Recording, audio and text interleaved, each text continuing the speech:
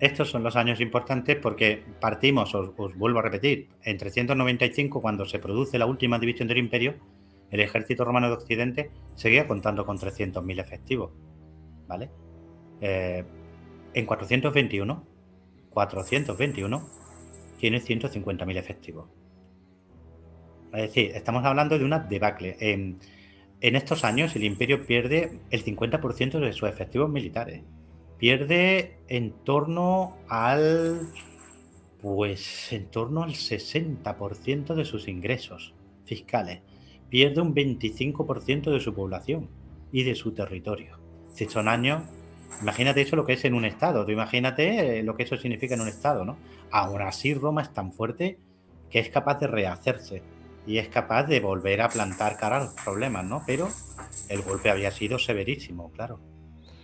Y luego también una cosa muy importante que acabas de señalar es eso, ¿no? Que después de este golpe, después de perder territorio, y ya no perder territorio, porque todavía más o menos no se ha perdido, pero después de que todos estos bárbaros se metan de lleno en la Galia y tal, y vayan de alguna forma Ujú. arrasando, eso va a ir repercutiendo en que los ingresos que recibe Roma cada vez van a ser más bajos y se crea un círculo vicioso negativo en el que recibo menos ingresos, puedo mantener menos hombres y pierdo más territorio y pierdo más territorio y recibo menos ingresos, ¿no?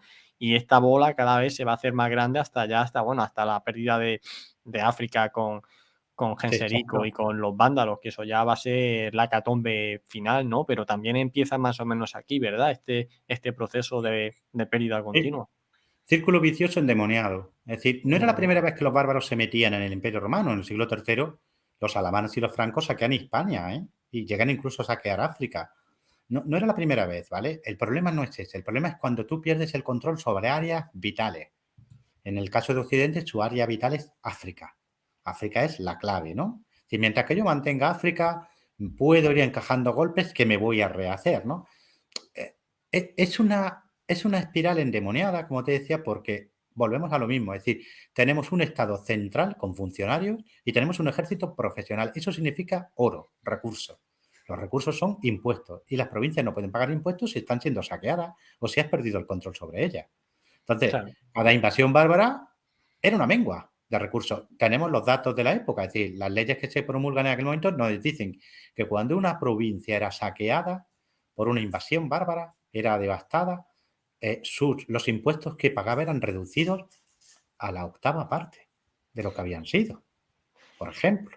Claro, tú imagínate, vamos a decir, pues solo la octava parte de lo que pagaba la Galia me llega ahora, solo la octava parte de lo que pagaba Italia, solo la octava parte de lo que pagaba Hispania. Claro, ¿eso qué Igualito, significa? Que cuando llega el momento de pagar a tus tropas, tú no puedes tener 300.000 hombres, no puedes pagarlo. Claro, menos hombres, menos seguridad, más invasiones, menos impuestos, lo que tú has dicho. Es decir, Roma a partir de ese año, 407, entra en un círculo demoníaco, ¿no? Del que, oye, que vas a ver, que casi sale, ¿eh? Lo que asombra de esta Roma, que siempre hemos tildado de decadente, es que tiene una estructura tan fuerte que en 421 no se ha recompuesto del todo, pero estaba en la senda y si hubiera seguido por esa senda se recompone, ¿eh?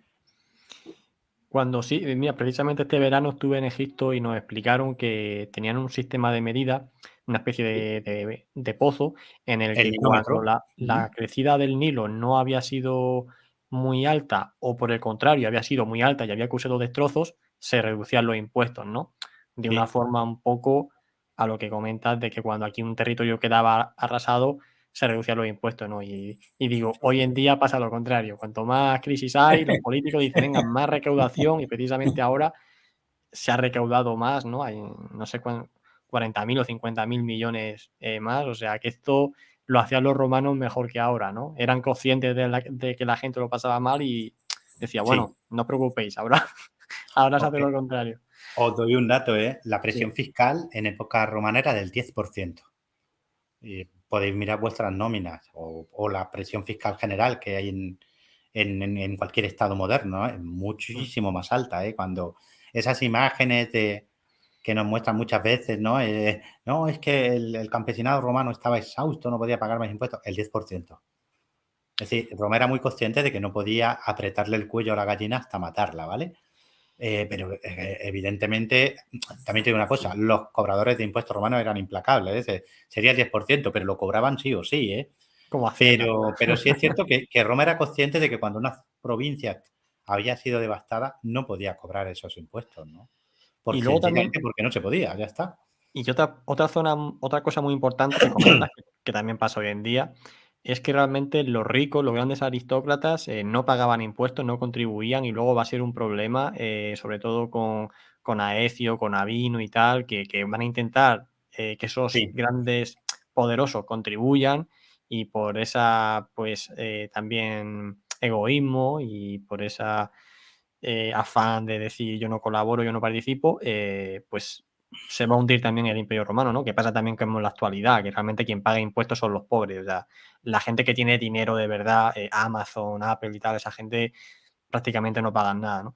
Entonces, es muy parecido, es muy parecido. Mira, hay es muchos otra de las paralelismos. características que Oriente no tiene y que por eso sobrevive. Es decir, en Oriente hay ricos, pero no hay esa capacidad de acaparar riqueza que tienen los senadores, los aristócratas en Occidente. En Occidente, muy pocas familias están acaparando una buena parte de la riqueza. Así, cuando en el año 425 Olimpiodoro de Tebas, un diplomático que viene de Constantinopla, de Oriente, ¿no? Y visita Roma en 425, es decir, Roma ya ha sido saqueada en 410, ¿vale? Ujú. Se encuentra con que muchas familias senatoriales romanas tienen unas rentas de 4.000 libras de oro al año en dinero, más un tercio más en especie.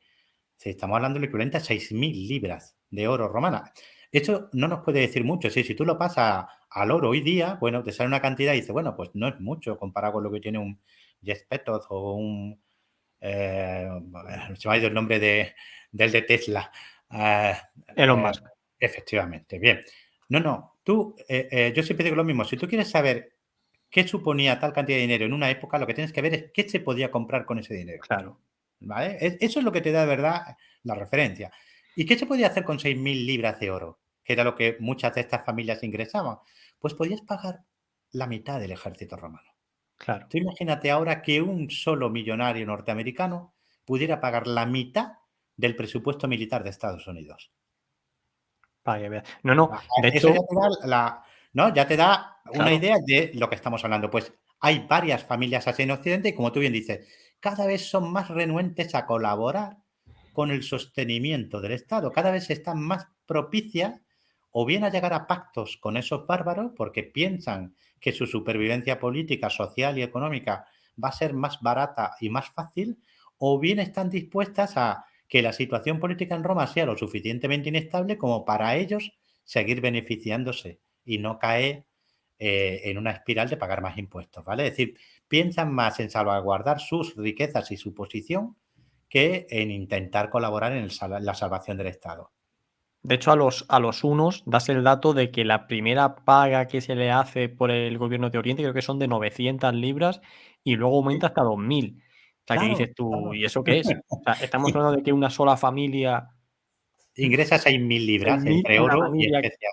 que habrá Sí, sí, cientos de esas familias y con 2.000, bueno, primero con 900 y luego con 2.000 o 3.000 te libras del peligro de los unos, o sea, sí. Es que estamos hablando de familias, una familia, una aristócrata, ¿vale? Una mujer aristócrata, Melania la joven, en una sola de sus fincas, y tenía fincas en Britania, en Hispania, en África, en Egipto, en Italia, en una sola de sus fincas en Italia, en Campania, tenía 8.500 esclavos, en una sola de sus fincas, ¿vale? Es decir, estamos hablando de cantidades de riqueza y de poder inimaginables. Claro, esta élite, que la aristocracia senatorial, no tiene poder militar, pero sí tiene una influencia política brutal, ¿no? Y digamos que sus cartas las juega para salvaguardar sus intereses económicos y sociales y no para salvaguardar la existencia del imperio. claro. Pues, bueno, tú das un dato aquí, lo tengo aquí apuntado. Aquí.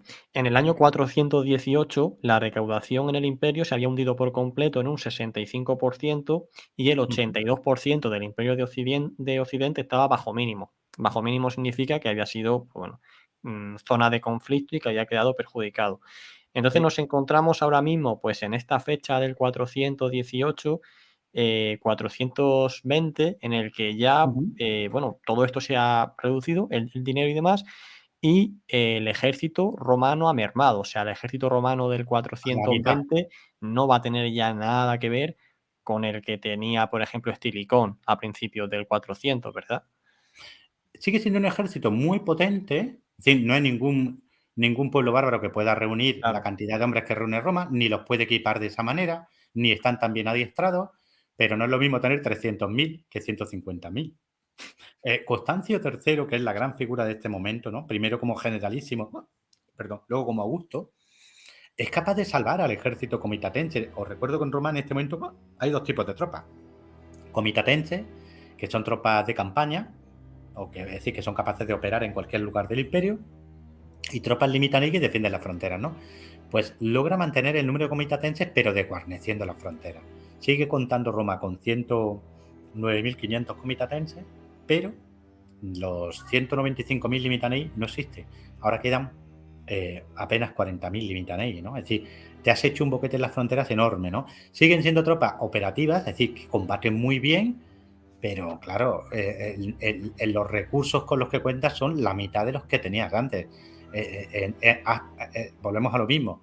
Tus legiones o tus tropas, cuando están bien mandadas, obtienen la victoria, pero ya no pueden estar en todos los lugares amenazados. Solo cuentas con la mitad de efectivos.